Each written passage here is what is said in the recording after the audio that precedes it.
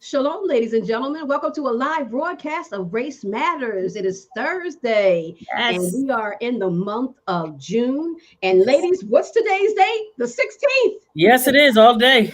All day. We had another day of hearings, and tonight we are discussing the January 6th insurrection hearings that are taking place now. And today we were on day 3. So we're going to have a discussion tonight, and we want you to join the discussion. And when I say you join the discussion, I don't just mean in the chat with your words. We're actually going to bring you on the show Yes. live if you would like to. Bring you on live, and we'll drop the link in the chat. And when we bring you on live, there's a couple of rules. Make sure you are decently clad from head to toe, right? And there's no Please. profanity on our Please. platform. And we always speak well of others in the sense that we're factual, or we speak to what we believe is the truth, but we're not demeaning. So Right. that's the type of platform we have here. So we would love to hear your opinion, because we hear it often on the show, in the chat, and after the show is over, when people are watching the replay. We love chatting with you guys on the replay. You guys have some great feedback about what we're talking about, so we just love it. So thank you so much for engaging with us. Don't forget to click the notification bell, subscribe to the channel on YouTube, and like the page on Facebook. And if you click the notification bell, you'll know whenever we're on, so you don't have to really think about it. And like the video. So Yes. we're going to get started. My co-hosts are Rosie and Mariana. Thank you guys for joining me tonight. Thank you. Thank you. Yeah, All right. So we're going to get started. So the January 6th hearings, as we have said, started last week. The first of the hearings, which was an opening statement, it was broadcast in the evening. So I assume, because that was on purpose to get more people watching, because in the evening more people are home. So I think that was a good strategy. But then the rest of the hearings are going to be during the day, I'm assuming. Now, closing statements could be in the evening too. I'm not sure. But the hearings themselves are during the day. And let me just say, I feel like this is like riveting television.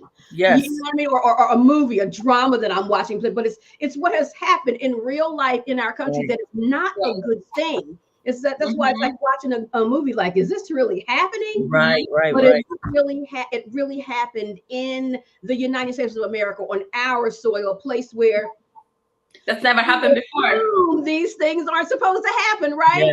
Yes. So I guess that's the arrogance of America, thinking that things that happen in other countries would never happen here, right? And it also shows the level that this country has stooped, that in the time of Nixon, where Republicans stood up against what he was doing, that did not represent his position. They told him, you can either resign or we'll impeach you. And it goes to show how low America has come when a party won't even stand up to a president that is so criminal minded. So his actions prove that he doesn't understand his position, but that he's doing so many criminal activities thinking nobody's going to touch me, especially now that I'm president. And you don't have a party that has the backbone to stand up to him.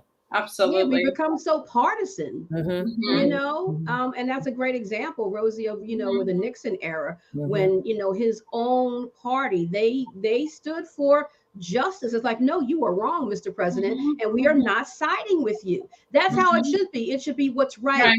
To do in the situation, not because you are affiliated with the same party. So that means all of you are dishonest then. Is that how you want to go down? You want to go down with the ship? And I think, and someone did say that, right? Like Trump will be, I think it's Liz Cheney that said he will be gone one day, but the rest of you will have to live with the legacy of your actions during his time. that was Liz Cheney. I think they're doing an awesome job with these hearings. They are so meticulous, and they are point by point. They are laying out a criminal prosecution. Yes, they are. That's what they are. There's no way that they should not see a criminal prosecution with all of the evidence that they are bringing forward. Absolutely. Like you said, they're just meticulous. It's like surgical precision that they're doing these trials, the hearings with. And we thought that we knew everything that there was to know. What we're seeing in these hearings is like, I mean, we didn't need any more to know, Right. but what they're laying There's out, one more. right? It's like, I mean, what can you even say? I know today they talked about, well, not they talked about, it's been talked about that the Department of Justice has asked them today, I guess because, they're watching too, and they're seeing all of this stuff, right? To turn over all the transcripts from the interviews that they've had, because now this is my mind. I'm not saying this is how it is, but they're watching, they're seeing this stuff. They're like, and they were already investigating some of the people. So they're like, probably, oh, this is much more than what we realize. And, this is what they do. They're criminal attorneys, right? So now they've asked the Congress, the ones who were conducting the hearings, to turn over the transcripts of these interviews that they've had. And so I'm assuming they're going to continue to ask for more information. So we shall see. Stay tuned for, what is going to ultimately happen with those people who were in Trump's orbit during this time, because it really is criminal. And the scuttlebutt is that, that he could possibly be charged with sedition. And when you look up the definition of sedition, well, it happened. Yeah, it really did. Yeah. There you go. And yeah, absolutely. And one thing that I kept hearing when I was listening to the hearings were, this has never happened in the United States. Every president, starting with Washington, and there's plenty of issues about the founding fathers in terms of racism. And I don't want to ever not give attention to that. And yet with all of that, people were, respectfully moving the power along to the next president that the United States elected. And in this case, United States elected Joe Biden. Exactly. That was the wish of, the majority of the people, the majority of the people. And which is why the Electoral College has to go, because that, and I'm saying that because the Electoral College can really do America a disservice in how it was developed and why it was developed. We don't need an Electoral College anymore. We just need the vote of the people. Exactly. Let the people vote. We don't need anything to be part of the election anymore. Just the people having their right to vote. Yeah, unfortunately, I don't see that happening, because if we were to Google number of Americans, percentage of Americans for Democrat versus Republican, and what's happened at each election for a few election cycles now, right, when we choose the president, the numbers are always in favor of the Democrats. And even of, then there's a higher percentage of Democrats in this country. And I don't think the Republicans are going to want to give up the Electoral College, because that's the only reason they've been able to win any elections in the past. That's their saving grace. Didn't Hillary Clinton win the popular vote? She won the popular vote. Yeah, and I just heard, but during Bush administration as well. Yeah, it's been a while since a Republican president.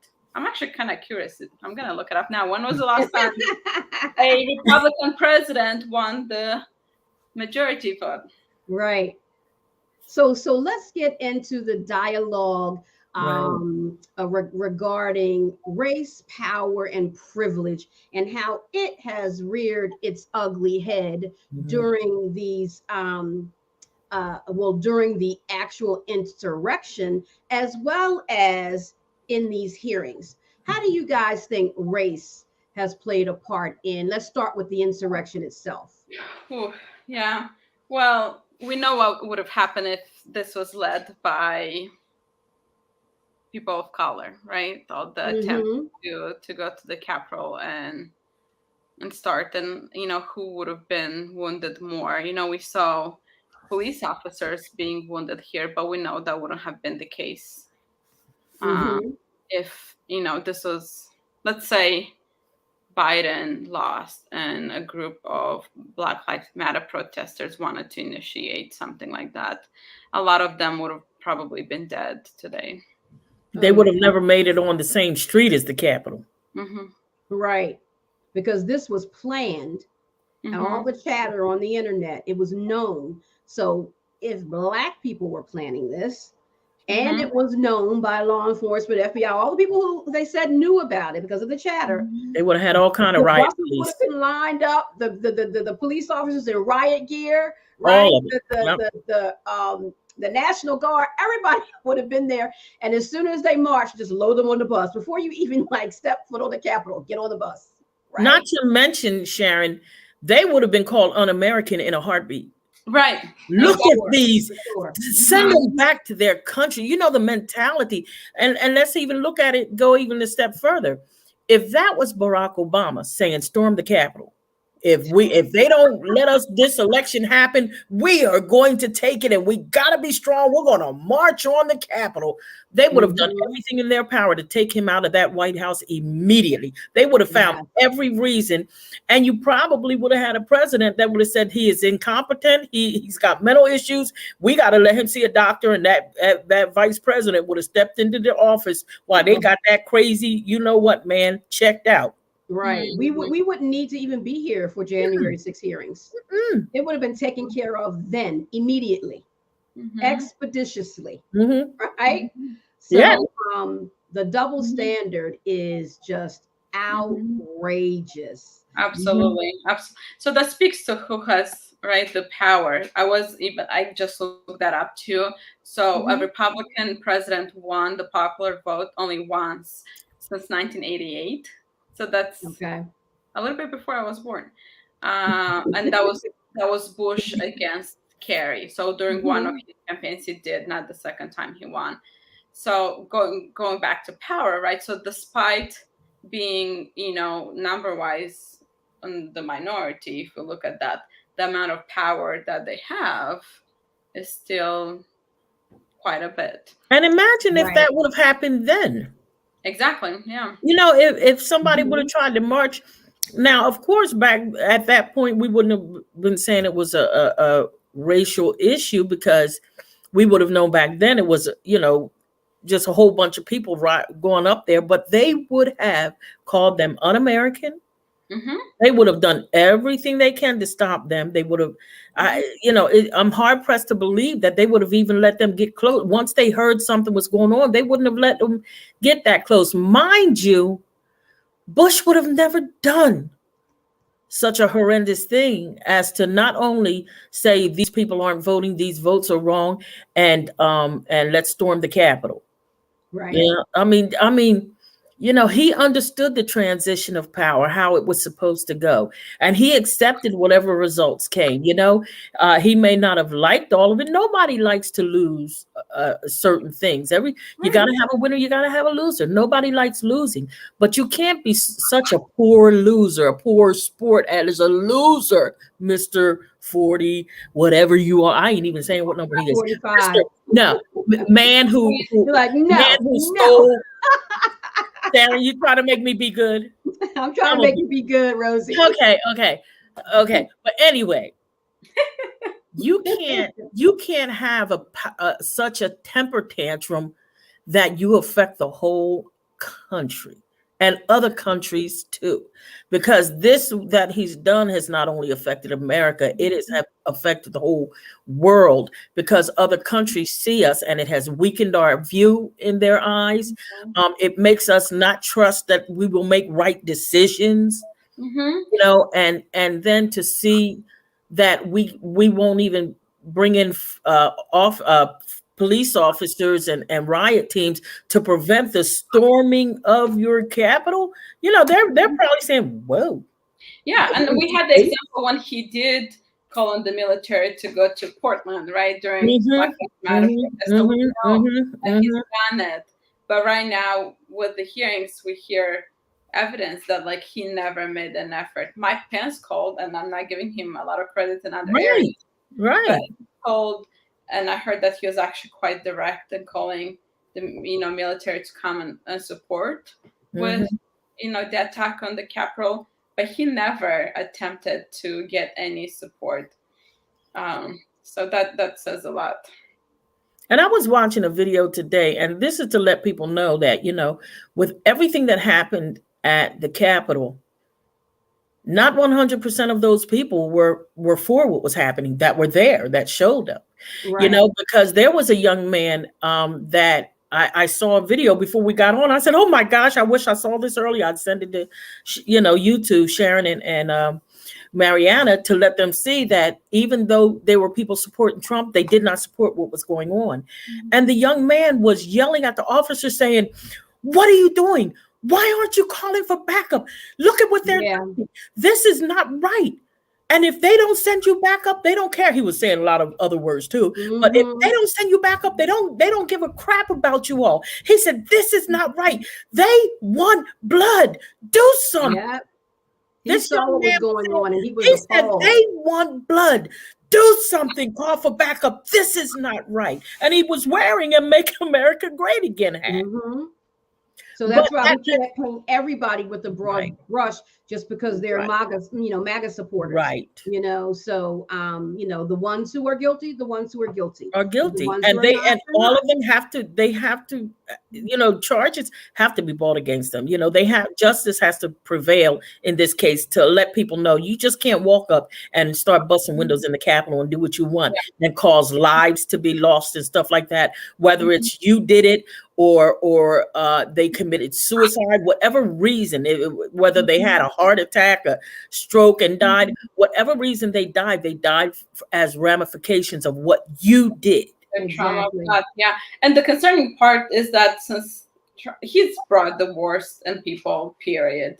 People that I used to either like or admire, to see them jump on this Trump train and become, hateful towards different groups has been really sad. But we've also seen the way other Republican political congressmen and such have also started to increase their aggression and violence towards people since Trump in a way that they wouldn't have before. And I'm thinking of governor from Florida and some of the Texas senators and whatnot. Like now, a lot of these people that come after him are seeing, so this worked with a good amount of the population, and they're afraid to stand up to him because of who he endorses and the fact that they'll lose an election based on whether they stand up to Trump or not. So now they're starting to go with the same approach that he has, right? Yes. So the question is, my concern is, what would happen if one of these becomes president and this repeats again, right? Did he set a precedent? Because this didn't happen before him. Exactly.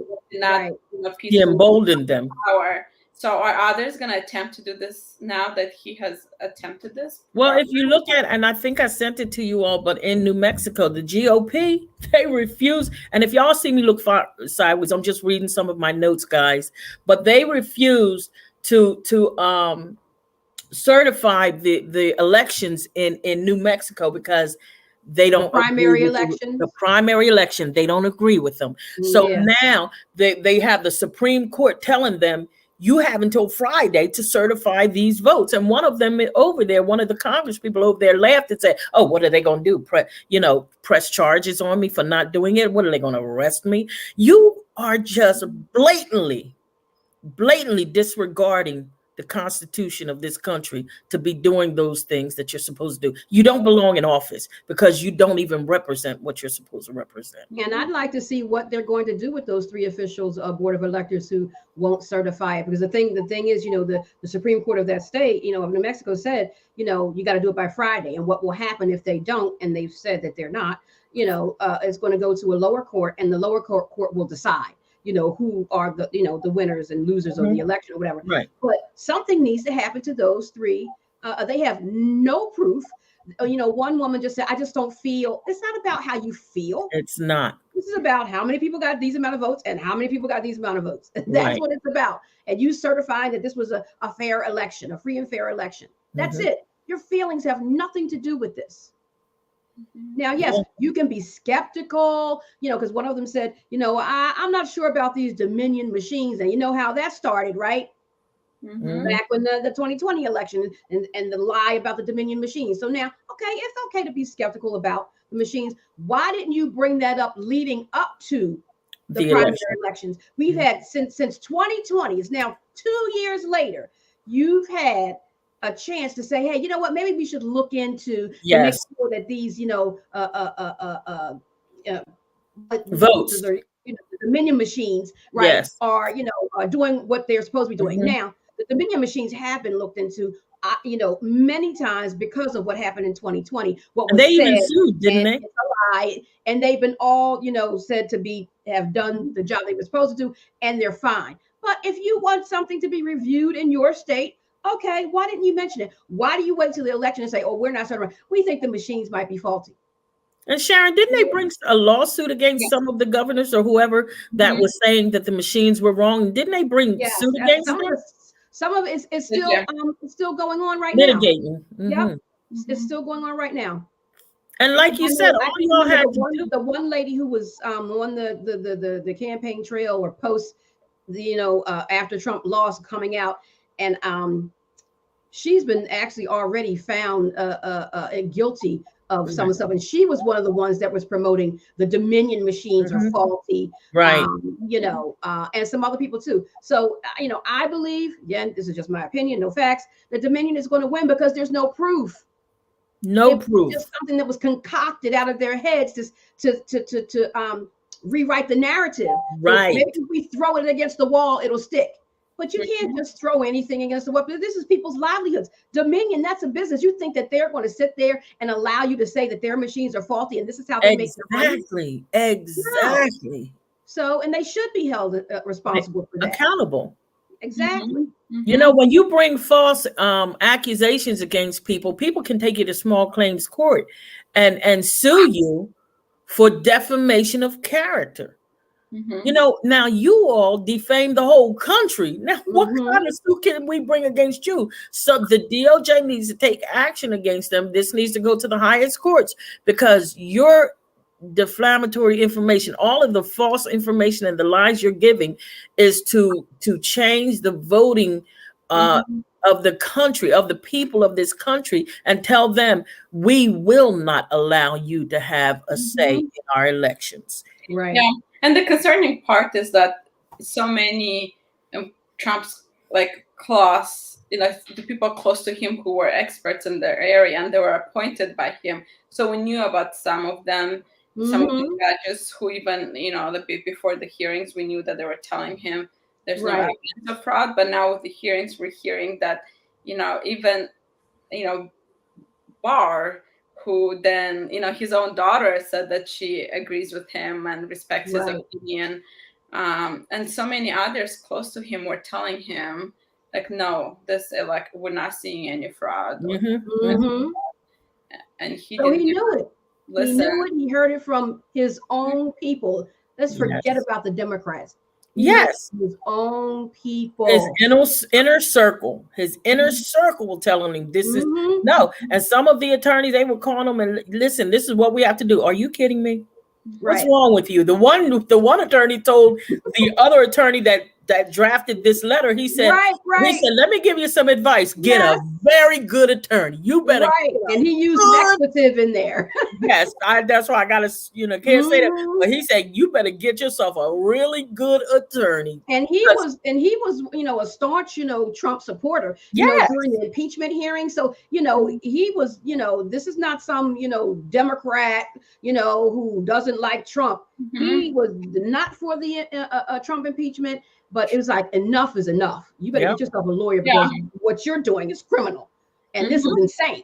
And that's the point. You can support somebody, but you don't line up with their criminal activities. That's just because I support I'm going to just throw this out there. But just because I support my broke brother doesn't mean I'm going to drive him to the bank to rob it. Exactly. If my brother says I'm broke, I'm going to rob a bank, I'm going to say, I'm going to call 911 before you get there because I don't want you behind being shot. Right. Or I might visit you while you're in jail for committing I this don't crime. know if I'll do that. I'm not going to say you should have done that. I might not do that either because you knew what was going to happen. And right. But I'm just saying, you're not condoning it. Right. So, go ahead, Mary. No, I was thinking because I think it was Pence that told him, whatever you're asking me to do, right? Because he wanted Pence to not certify electoral votes. and he told him that that's illegal. And I just remember hearing that and thinking, like, I don't think Trump has ever followed anything that's legal. I think he thinks he's above the law. The law is not applied to him. I'm sure on occasion he's like hired lawyers to like find the loopholes just enough. Absolutely. Mm-hmm. Well, you can see he's gotten away with things all along, right? Exactly. And so, you know, with the people with certain types of personalities, if you get away with for so long, you think, well, maybe I can, and so you keep pushing the envelope, right? Mm-hmm. And he's continued to push the envelope. He's in his 70s. He's been skirting the law since his early days with his father, you know, being a landlord. Yeah. He's a young man. So he's not new to this. I mean, he's been cheating construction. He's been cheating construction workers and different people like that. By it's not that he didn't pay them. What he did, he made them take him to court, and then he paid them the lowest amount he could pay them, which barely probably paid their workers. So he knew how to manipulate, and that's what happened. He manipulated his way into the White House, and then he tried to manipulate his way not only of getting a second term, but also getting rid of terms. Exactly, because that was his next goal. And the sad part is, go ahead, Mariana. God, you can finish and then I'll add. I was just going to say regarding, you know, piggybacking off of what Rosie was saying, you know, and not only when, you know, taking them to court and then paying them a lower fee, knowing that their pockets aren't as deep as his, people who have worked for him, construction, etc. Like take you to court, and, you know, we keep going and going, because, you know, every time your lawyer shows up to court, you got to pay. And all the stuff they're doing in between. So if you keep going and you're postponing, you just take everybody to court, then it might say, you know what, forget it. Because it's not worth it. I'm spending more money than I will get in a case if I win. They can't afford to. And so, as you can see, every time something comes up, he takes the person to court. It doesn't matter whether he's right, wrong, or indifferent. He sues them. It's the pattern. He even said, there was an interview. He says, just you deny everything. I think it was a conversation with his father, if I'm not mistaken. You just deny everything. So you know, nobody is to say innocent of every single thing when you're doing something. You can admit culpability. I'm not even saying criminal culpability. Just like, you know what, maybe I was wrong about that. Let's just say he's never wrong about anything. And if you're trying to make me culpable or charge me with anything criminal, you know, such as, you know, the assaults with the women or you know, political corruption type of whatever, he's always not guilty. He's always innocent. Yes. He's always denying it. Deny, take me to court. And he thus far, he's won, right? Thus far, he's winning. And but that's the problem. He's won so much that he sees nothing else but a winning. He knows, and especially with the amount of money, according to him, because he's not really winning. Right, he's not really winning. And he's hurting people along the way. Right. And with all the money that they've raised, all he sees is my money will get me out of it. That's how he's lived his life. His money gets him has gotten him out of so much. And here he is, you know, I mean. And that's a part of the power. When we talk about race, power, and privilege, the money is a part of the power. That is it. That's what drives it. Yeah, exactly. Yeah, I think this is why, you know, money is important to a lot of people more than the luxuries it can provide. And we heard cases even about the Tesla, right? Elon Musk, he doesn't live in a luxurious house. So it's not always what money can provide; it's the power that comes along with money. Right. Exactly. People really go after that.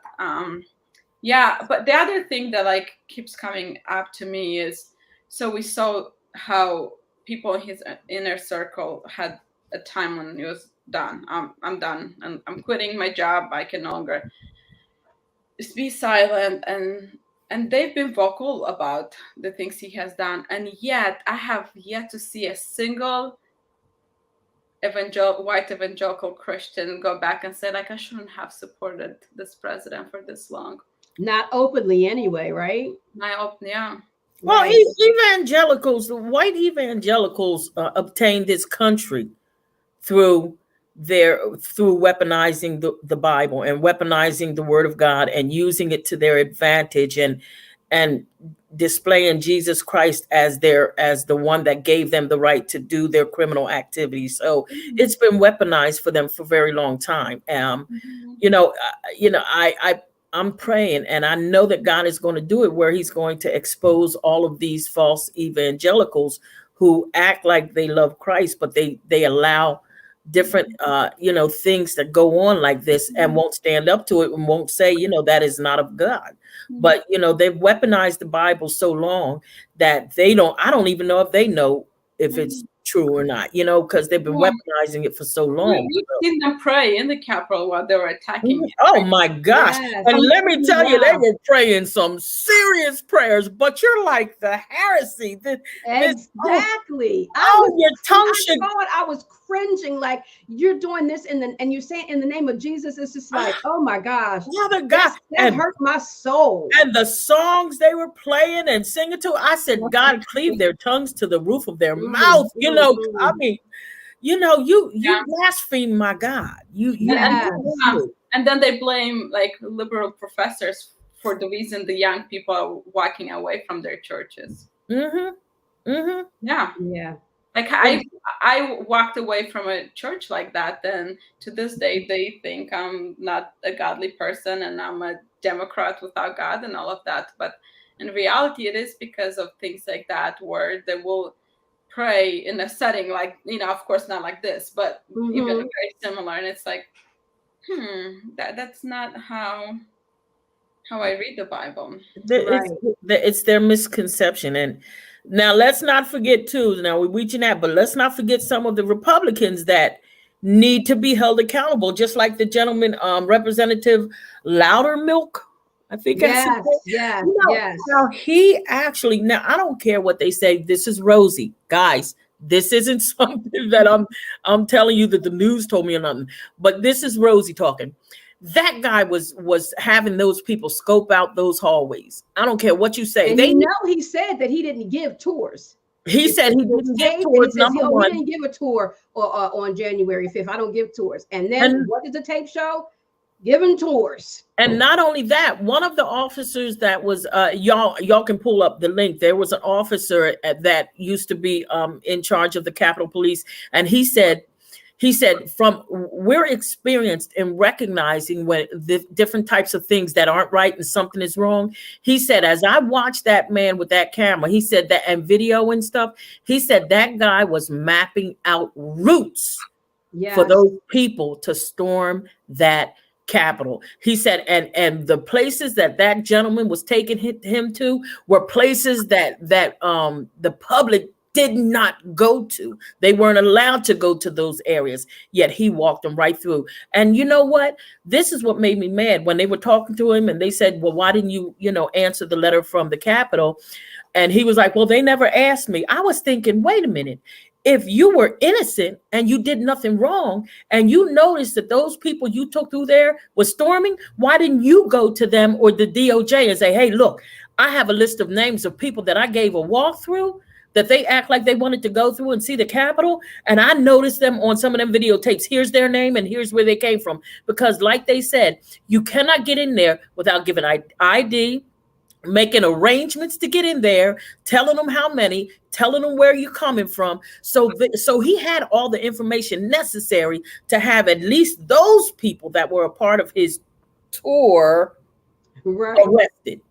But he never went to them because he was a part of them. And tourists don't care about a staircase, taking pictures of a staircase. Come on. The things they were taking, he was casing the joint because of what was already planned before the 6th got here. Again, all of the proof is there that they have about this was methodically planned to meet January 6th.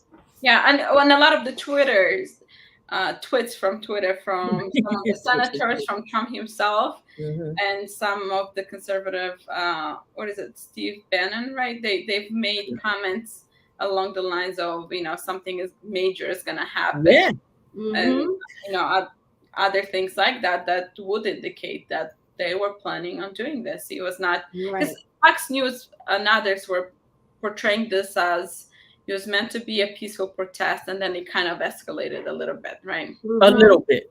A little bit. That's and now it. we see You know, that Fox just a News little. doesn't want to cover the hearings either, right? Right, Or exactly. it doesn't want people to watch other channels during commercial time either. Yeah. Mhm. And I don't know if y'all were watching it, but did you all see some of the videos that we've never seen? And the aggressive way, the cussing out, the fact that they said, we got a list, we're coming in, you're dying today. We're coming. Yes. I mean, these people were murderous. They this was like a wild, wild west for them. It Yeah. was literally said by some of them on camera, if Pence doesn't do, the right thing, meaning from their perspective, Right. that they were going to kill him. They literally said it on video, and they said they were going to kill Nancy Pelosi also. Pelosi, all of them. They were going down a list. Some little dust up. This was criminal intent, and to have made a gallows, with a noose, And actually, Trump himself who's going to spend time to buy wood and nails and buy new and put that thing together? Who's going to spend time to do that if you don't want to use it? Exactly. Yeah, and Trump himself apparently agreed with Pence being hanged. Like he made comments along the lines of, "That's what he deserves for not backing him up." Yeah. I think he even said maybe they should, or maybe he should. Yeah. And I was like, along those lines. What? Something along, lines of maybe he should. And I was like, you know what? This is like unbelievable. It's unbelievable.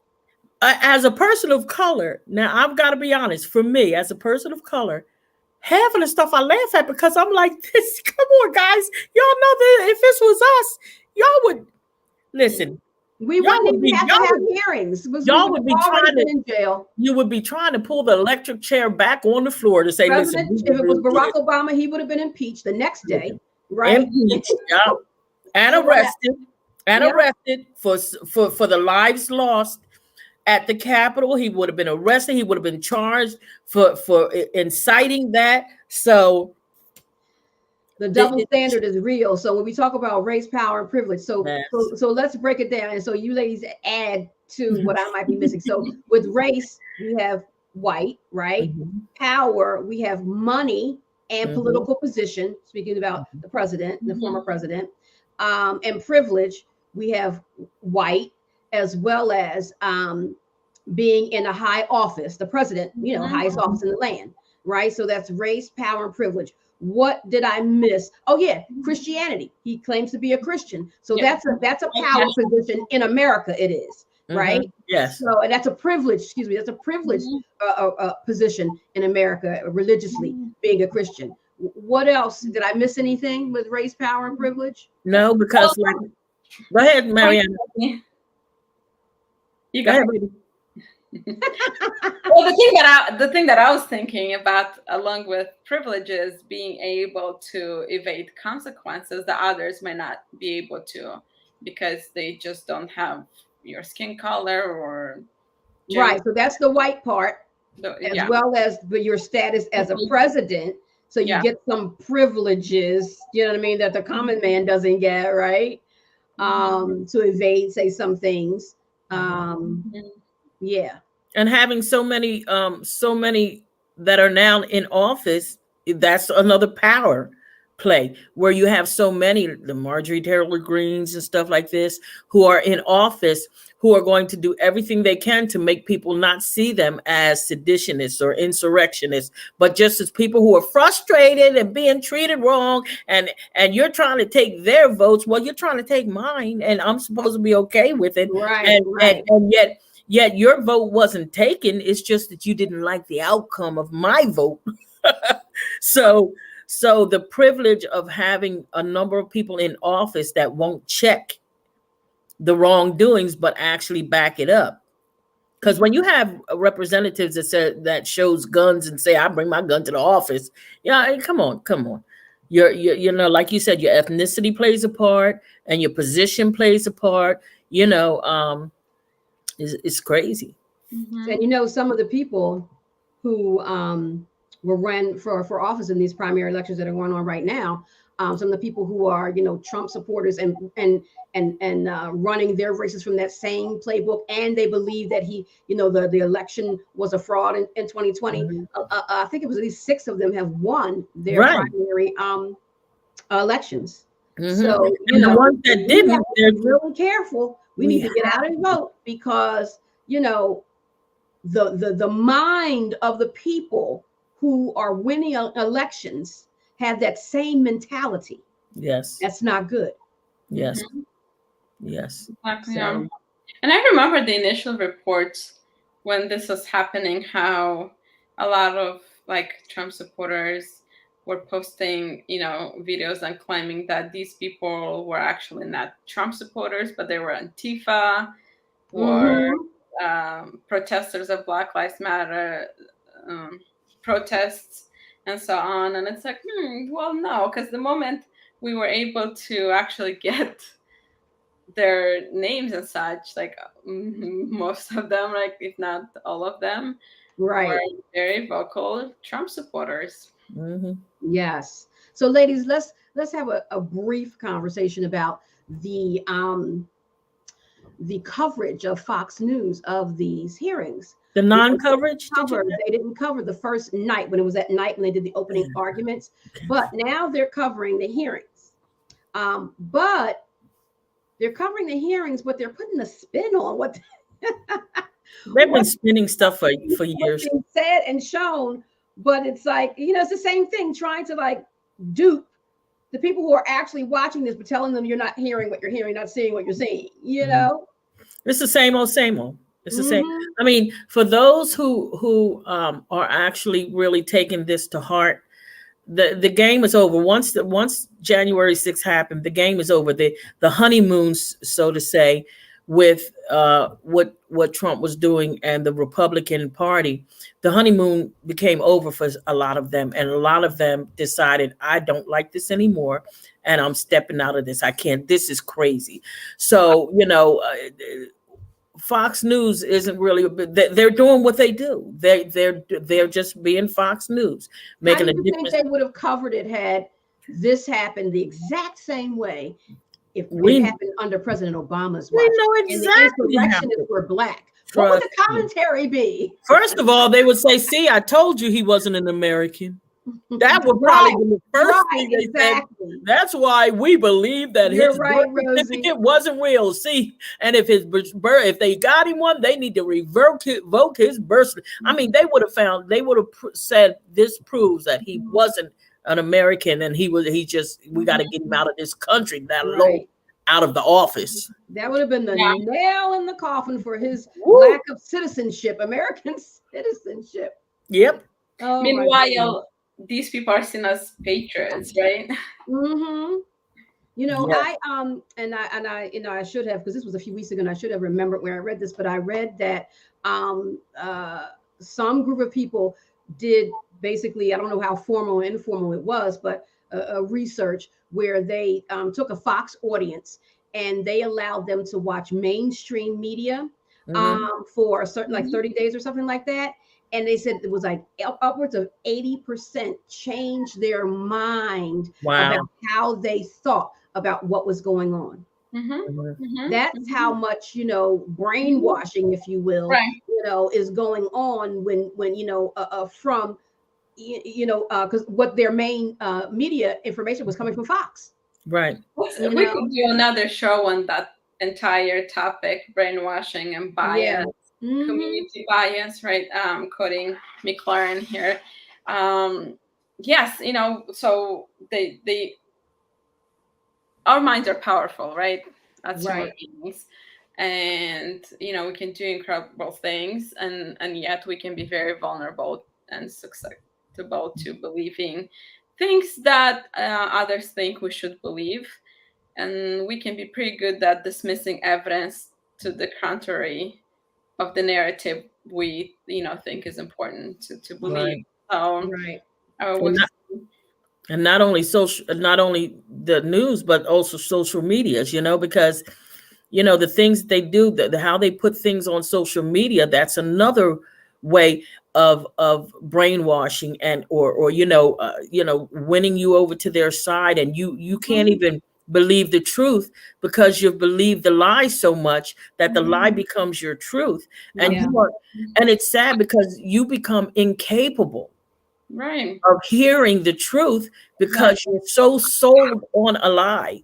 Exactly. And it's sad because that's why mental health is they need to actually make mental health free, because we have really become messed up with all of these things that are happening, and people need help to be able to see the truth through all of the stuff that they're getting, all the false narratives and, the misinformation, the disinformation. And, it's sad because when the social medias and stuff intentionally let this happen, they should be held accountable too. They never will be. I don't know if there'll ever be a law, but they should be held accountable too. Anybody who does things like that, because you're recruiting, you get mad because people are recruited into ISIS and stuff like that. What about these recruits? What about these recruits? They're not any better than the recruits than somebody that's being recruited from ISIS. Except they're here and they're taking action. They're murdering people. They're running up in stores because of this ideology that they have. They're running up in stores, killing people, running up in churches, running up in schools, doing all of this killing because of all of this false information and the stuff that they're getting that makes them hate. Hate is a deadly thing, as we can see. Absolutely. The young man who killed the people in Buffalo at the store. Yes. It just, came out about him making some sort of statement. It's my paraphrase, but basically what he said was, he did it because he had to preserve the white race. Yes. And the white future. And, it's just, it's a sick thinking. Absolutely. But, with the last few minutes of our time, ladies, this is a question that's not so much related to the insurrection and the hearings per se, but our moderator came up with this great question that I wanted to ask you guys, as well as the audience. And moderator, if you could drop the link to the show, ladies and gentlemen, if you want to be on the show right now with Mariana, Rosie, and myself, we'll bring you right live on the show. Now, there's a caveat. You got to be clothed, right? Because people come on, they have like barely nothing on. So you got to be clothed, decently. And we don't use any profanity and we don't demean people. We might speak honestly, how our opinions are, but we're not demeaning to others. So the question is, why do you think the insurrection hearings are not as popular as the Johnny Depp Amber Heard hearings? Okay, so see, that's not fair. That's not fair, because I wanted them to ask, why are the hearings more popular than Trump shows? That's what I want to talk about. Why? So, the Amber Heard Johnny Depp case, that went on for like 6-7 weeks. And America was glued to it for the whole 6-7 weeks. These hearings are going to last like 8 separate days. Yeah. And I'm not saying that people aren't watching it, but we're not glued to it like we were for these celebrities that are, it's just celebrities. And not saying that their case wasn't important, but we're talking about the freedom of our country, our democracy being potentially overthrown and incited by a former president. Like, this is huge. Because this is another Johnny Depp and Amber was another TV show that we just fell in love with, and as usual, like Pirates of the Caribbean and stuff, I fell in love with Johnny Depp. So Right. that's why that was watched so much. I just liked the antics that Amber was doing. I was like, oh my gosh, and Johnny Depp's attorney, I was like, oh, she's good. What show is she gonna? What show she gonna hit on next? Because it was just more entertaining. See, that was entertaining. And that's where America lives. We would rather be entertained, unfortunately, in my opinion, than that was deal with our issues. And that just even speaks to us personally. I'd rather be entertained than deal with myself and go sit and get a counselor and deal with my issues. I'd rather, watch a ball game. And not saying that athletics and all the entertaining movies don't have a place. But we need to get ourselves together too, because the bottom line is that actor is not, and that athlete aren't putting any money in your pocket. Matter of fact, you're leading them. And if you put money and invest in yourself, now you're doing something for you and your family. Absolutely. Right? Yeah. My answer was going to be that I think we are a bit addicted to celebrities and this country. And we see it even with Instagram, right? And now everyone wants to be a celebrity by becoming an influencer of some sort. So I think, yeah, we like to see celebrities and know every aspect of their life. And the harsh reality of January 6th, when you watch it, like the security guard, when she was telling about when she got knocked out, when she, when they broke through her barrier, and when she, and then she was talking about slipping on the blood of her co-workers that, she was trying to stop, she was helping them. Now after she got her, woke back up, and then she went to help them, and she said she was slipping, and she said they were vomiting, they were bleeding, and she said, and I'm slipping on blood and stuff like. And see, the reality of that is just so discomforting and horrific that you got to go to Johnny Depp's thing just to get a couple laughs in, and then get your bearings back, and then go to the reality of what was happening to our country. And speaking of that, how quickly the Blue Lives Matter crowd did not care for blue lives, right? Mm-hmm. Right, exactly. So do they really care? Call them traitors. Officers, unless it suits their agenda. But when it doesn't, I'll stomp you, I'll kill you, whatever I have to do to get what I want. Yeah, so, all of a sudden you're a traitor. You're a cop, but you're a traitor because you won't let me storm the Capitol. Right, exactly. The cop is doing their job, just like you said they were doing their jobs when they killed the black man who was running away. Mm-hmm.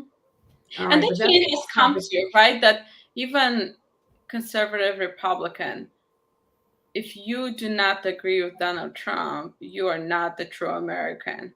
If you do not agree with Donald Trump, you are not a true Christian. Like, you're not a patriot. You're not anything. Right. Like, that is the view of his base. And I just, at times, I still have a hard time comprehending, because Republicans existed before he came along, right? And we know that he switched parties, even in recent years. Right. Whichever would serve his interests at the time. So he's not loyal to any party. It's whatever party serves his interests. Exactly. Same thing with Christianity. He will use whatever he needs to use in order to benefit Donald Trump. And if that means using his kids, using religious leaders, and claiming that he believes he's a puppet master. He's a puppet master is all he is. He tries to control people. Yeah. He's made jokes of evangelical leaders who prayed for him after they left. All of that, but he's really good at making people believe what they want to believe in order for him to get away with what he wants to get away with. Right. Yeah. But what's done in the dark comes to light. Yes, it always does. And we're going to leave it at that. So thank you, Rosie. Thank you, Mariana, for joining me this evening for another live broadcast of Race Matters. Ladies and gentlemen, thank you for watching. Those of you who may have watched live and those of you who watch on the replay, don't forget to still leave your comments or questions, because we do go back and chat with you all who have not watched it at the time it was live. We enjoy engaging with you. So join us next week when Dr. Randolph Walters will be back for part 2 of racial trauma. But now we're going to talk about racial healing, because where there's trauma, there needs to be healing. And so join us for that stimulating and engaging conversation. Because if you didn't watch it last week, go back on our YouTube channel, Full Life Communications. That was a powerful conversation last week with Dr. Walters. Yes, it was. Join us next Thursday at 7 o'clock for part 2 with Dr. Randolph Walters, racial healing. Thank you so much for joining us tonight. Thank you. Have a God day, have a God evening, have a God week, have a God everything. And don't forget to watch the rest of the hearings. We love you. God bless you. God bless you, everybody. Shalom.